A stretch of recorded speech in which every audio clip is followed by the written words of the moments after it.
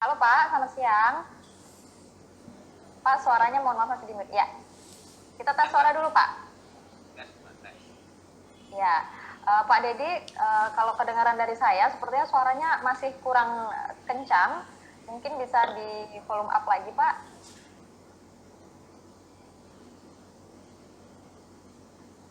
Boleh kita tes halo Pak Dedi? Ya.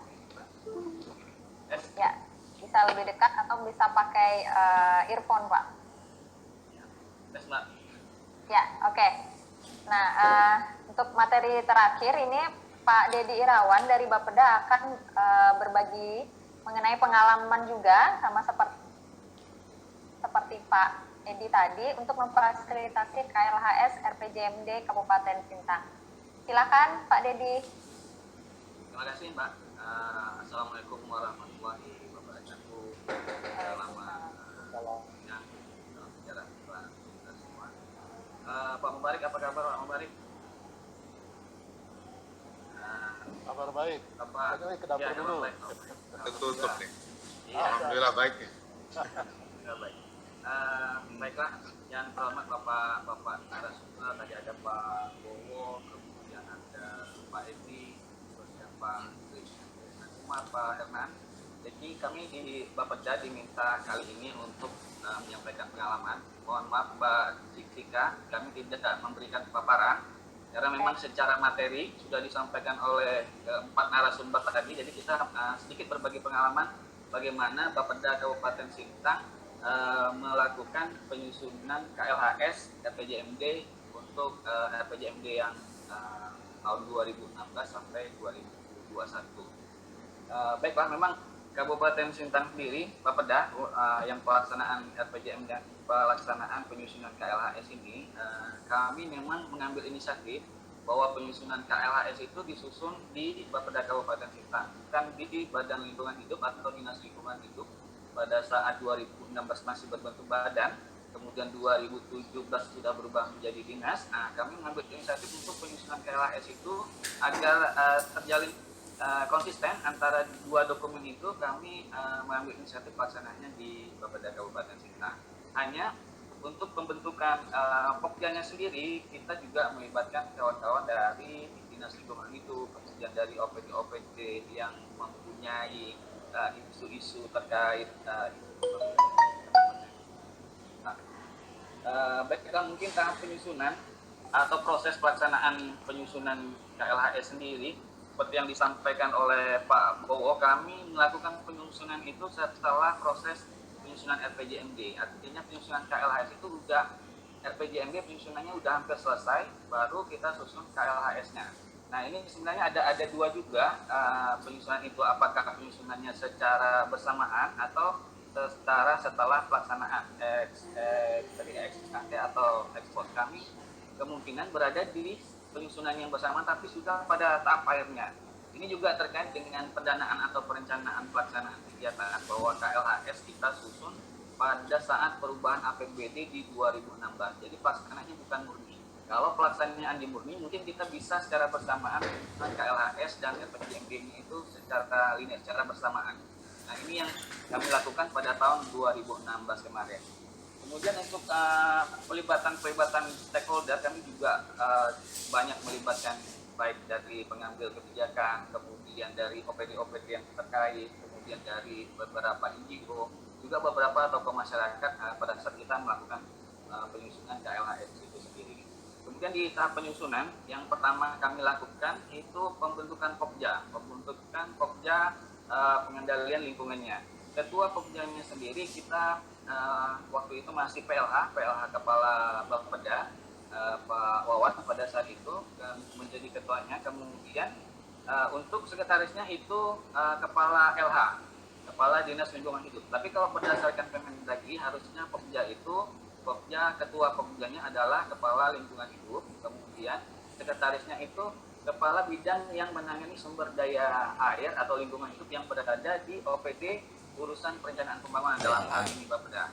Kami juga koordinasi pada saat itu apakah boleh Kepala Bapeda menjadi ketua Pokja atau tidak. Ya, ini diperbolehkan, tapi waktu itu diberikan masukan bahwa kemungkinan nilainya akan berkurang dalam penulisan atau penyusunan. Tapi kita lakukan juga. Kemudian untuk setelah pembentukan Pokja itu di SK-kan oleh Bapak Bupati Sintang, sudah kita melakukan penyusunan KAK-nya, kemudian kita ada seminar awal, juga ada pelaksanaan workshop, juga ada FGD-nya juga, forum group discussion. Nah, pada sampai tahap akhir sebelum kita melakukan seminar akhir dari penyusunan KLHS RPJMD sendiri, kita melakukan high level meeting. Kita coba mempresentasikan kepada Bapak Bupati bahwa KLHS terhadap RPJMD yang telah disusun itu seperti apa, apakah memang kita bisa sedikit memberikan masukan terhadap pelaksanaan program pembangunan seperti yang disampaikan oleh para narasumber tadi, bahwa KLHS ini merupakan suatu kegiatan untuk menjaga bahwa rencana yang kita lakukan, rencana yang telah dibuat itu tetap memasukkan prinsip pembangunan berkelanjutan. Itu yang kita jaga. Kemudian ada beberapa permasalahan yang kami rasakan pada saat penyusunan KLHS itu. Yang pertama, dokumen-dokumen terkait lingkungan hidup sendiri. Pada saat penyusunan KLHS kita tidak memiliki dokumen RPPLH, atau kemudian kita tidak mempunyai daya dukung, daya tampung lingkungan hidup Kabupaten Sintang, itu tidak kita miliki. Nah, pada saat penyusunan itu, pada penyusunan KLHS menjadi beban yang berat bagi tim penyusun KLHS itu sendiri. Nah, mungkin kami sampaikan bahwa kami mencoba bekerja sama untuk penyusunan KLHS itu, bekerja sama dengan dalam hal ini UNTAN, lembaga LPPKM, lembaga penelitian dan pengembangan kepada masyarakat. Kita bekerja sama. Kita mencoba menggunakan tenaga ahli yang pada saat itu juga termasuk tenaga ahli yang menyusun KLHS RT/RW-K. Jadi perlu juga kami sampaikan, selain KLHS RPJMD, Kabupaten Sintang juga telah menyusun KLHS RT/RW-nya. Jadi dua dokumen, baik dokumen bangunan, kemudian perencanaan, kemudian dokumen penataan keuangan, kita juga sudah menyusun dua-duanya. Nah, seperti yang disarankan tadi, mungkin saya sedikit menyampaikan, kami mencoba agar ada terkait antara dua dokumen itu, kami mencoba menggunakan tenaga ahli yang sama, agar ada sinergi antara dua dokumen itu. Jadi kebetulan kita menggunakan LPPKM dalam penyusunan KLHS RPJMD itu. Nah, memang kita agak berat kemarin Pak Edi Tamrin dalam hal ini yang menyusun dokumen KLHS RPJMD itu juga harus menentukan daya dukung, juga menghitung daya dukungnya berapa, kemudian juga mendukung ekoregion dari Kabupaten Sintang itu seperti apa. Dan ada beberapa juga kendala dalam penyusunan KLHS ini. Kami collecting data memang yang seperti yang disampaikan juga oleh Pak Bowo tadi, data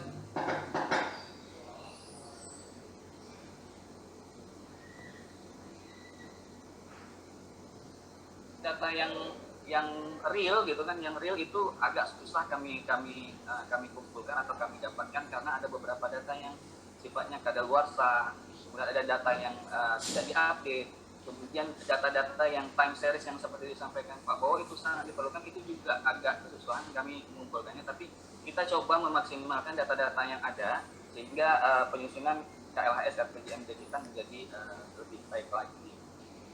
Kemudian untuk mungkin dari pengalaman kami menyusun KLHS itu, kami mencoba tahun ini kita ada penyusunan Pak Edi, kita ada penyusunan rancangan teknokratik RPJMD kemudian tampung lingkungan hidup Kabupaten Sintang di tahun 2019. Kemudian pada saat penyusunan rancangan teknokratik di tahun ini, di tahun 2020 ini, kita mencoba mengalokasikan kegiatan untuk mendukung penyusunan RPPLH-nya, rencana pengelolaan dan perlindungan lingkungan hidup di Kabupaten Sintang. Kemudian di tahun yang bersamaan, di tahun 2021 nanti, pada saat penyusunan RPJMD, kita juga melaksanakan kegiatan penyusunan KLHS untuk RPJMD. Dan juga menjadi menarik tadi yang disampaikan oleh Pak Krisna, kalau tidak salah saya, kalau bisa penyusunan KLHS untuk RPJMD itu ex ante, kalau tidak salah, T-1. Sementara memang kita sudah menganggarkan untuk tahun ini kita penyusunan untuk RPPLH terlebih dahulu. Kalau seperti yang disarankan oleh Pak Krisnan untuk penyusunan ex ante KLHS RPJMD untuk tahun 2021, mungkin bisa kita lakukan pada awal tahun, penyusunan KLHS itu pada awal tahun, karena kemungkinan besar penyusunan untuk RPJMD-nya sudah memasuki pertengahan tahun. Jadi bisa kita lakukan penyusunan RPJMD itu ex ante, tapi bukan T-1, tapi tahun yang bersamaan pada penyusunan awal tahun sebelum penyusunan RPJMD Kabupaten Sintang untuk tahun 2022 sampai tahun 2027. Kemudian ada satu lagi yang memang menjadi permasalahan bagi kami mengenai waktu pelaksanaan. Karena waktu pelaksanaan penyusunan di 2016 kemarin, pelaksanaan untuk KLHS RPJMD itu di perubahan anggaran, waktunya mepet. Hanya mungkin 2 atau 3 bulan pelaksanaan untuk penyusunan KLHS. Kami rasa tidak maksimal penyusunan itu. Maka untuk tahun depan kita mencoba pelaksanaan itu di APBD murni 2021, sehingga pelaksanaan untuk penyusunan KLHS juga punya waktu yang cukup panjang, sehingga setelah tersusunnya KLHS mungkin kita bisa tidak lanjuti dengan penyusunan RPJMD seperti yang disarankan oleh Pak Edi tadi. Sebelumnya tahun ini kita sudah menyusun untuk RPJMD teknokratik 2022-2020. Mungkin itu Mbak Ika yang bisa kami sampaikan, bisa kami bagikan dalam rangka penyusunan KLHS di tahun atau di RPJMD tahun sebelumnya, guna persiapan kita menyusun KLHS RPJMD tahun 2022 sampai 2020. Demikian. Terima kasih. Assalamualaikum warahmatullahi wabarakatuh. Selamat siang. Salam sejahtera. Waalaikumsalam warahmatullahi wabarakatuh. Terima kasih Bapak Dedi, singkat tapi cukup jelas. Nanti mungkin setelah ini akan ada question and answer dari para peserta. Namun sebelum itu saya mungkin mau bertanya dulu ke Pak Edi dan Pak Ernan ini mengenai apa sih hambatan dan tantangan. Kalau ke Pak Edi mungkin tantangannya dalam pelaksanaan KLHS RPJMD.